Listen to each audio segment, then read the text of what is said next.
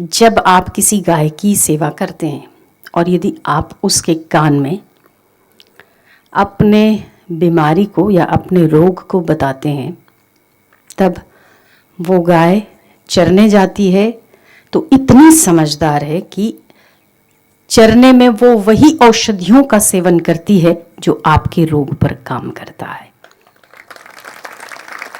और ये अनुभव किया गया है। हम कुछ वर्ष पहले ओमकारेश्वर गए थे। ओमकारेश्वर में मुझे एक व्यक्ति मिला भी, उसने मुझे बताया कि कुछ साल पहले हमारे घर के बाड़े में एक गाय बंधी रहती थी। ये अनुभव प्रभु में तेरा में भी डाला गया है। तो रात को चोर आए, तस्कर आते ना, गाय के तस्कर आते जो कसाई को बेचते थे, तो बाड़े में से गाय खोल के लेके जाने लगे। गाय बहुत जोर से रंभाई। तो मैंने सोचा कोई तो बात है। मैंने उठकर देखा तो देखा गाय वहाँ पर नहीं थी।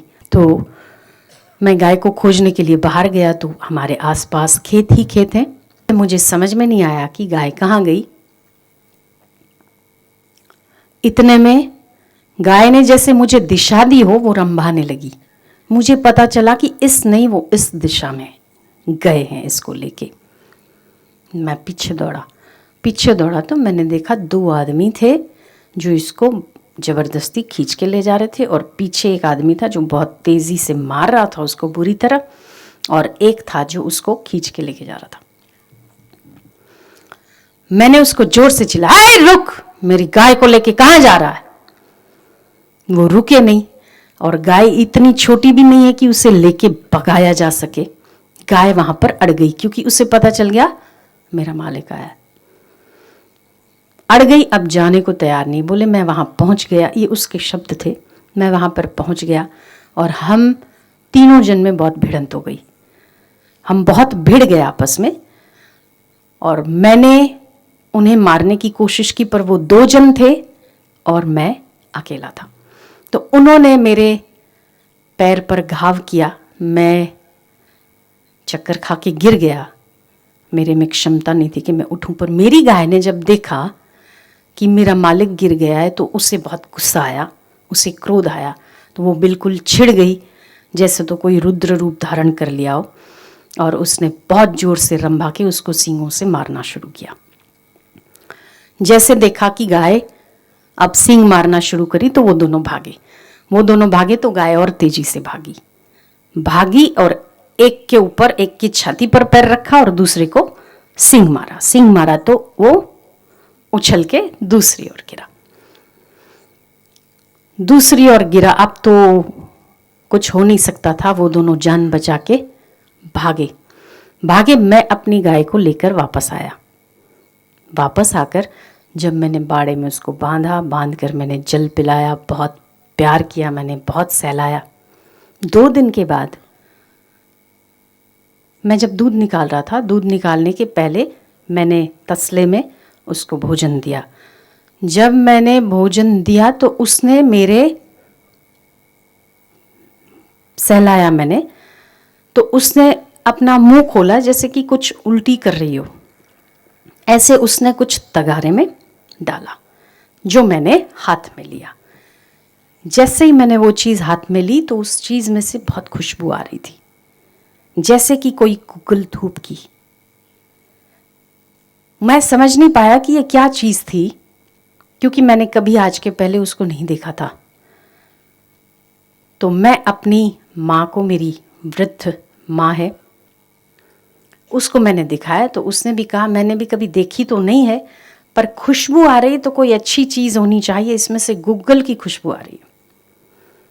मैंने उसे रख दिया। मुझे ऐसे लगा, पहले तो ऐसे लगा कि गाय बीमार है और उसने कुछ निकाला है, शायद बहुत अंदरूनी चोट लगी होगी। पर जब खुशबू आई तो मुझे पता चला कि ये नहीं, कुछ गलत चीज़ नहीं है, ना ही इसके शरीर में कोई ऐसी व्याधि है, पर इसने जो निकाली है, जो चीज़ मुझे दी है, वो कुछ पवित्र चीज़ है, क्योंकि इसमें से गुग्गल की खुशबू आ रही।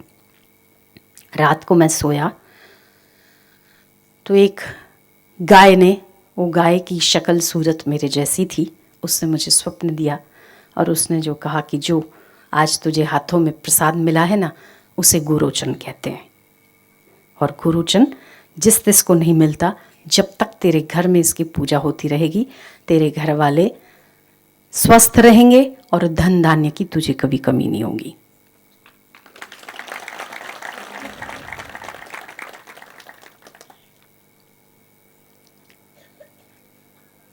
उसने मुझे ये बात बताई।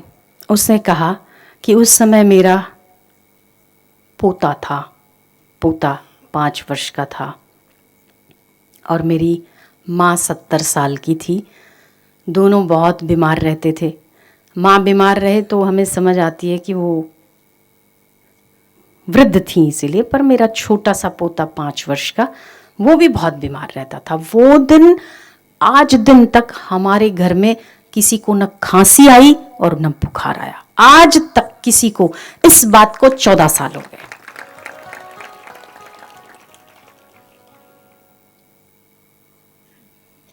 और उसके बाद हमने ज़मीन ली, हमारे खुद के खेत हैं। आज भी हम उसके घर गए थे वो गोरूचंद देखने।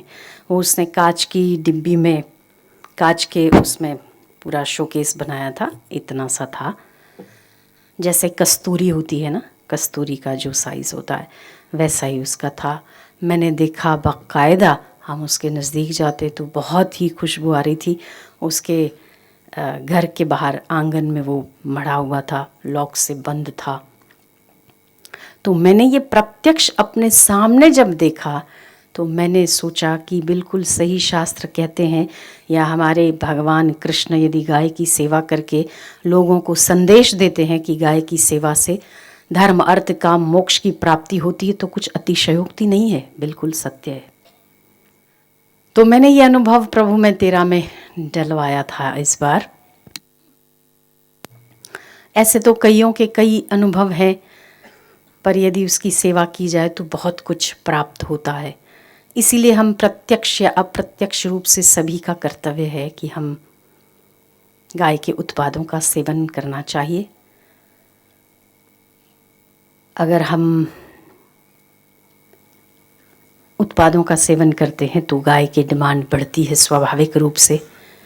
ये एक बिजनेस स्ट्रेटजी होती है कि जिस चीज़ का उपयोग अधिक किया जाता है उसकी डिमांड ज़्यादा बढ़ती है। तो दूध मिलने से रहा, पर कम से कम गोबर, कंडे, धूप, फिनाइल, इन सब का उपयोग तो किया ही जा सकता है।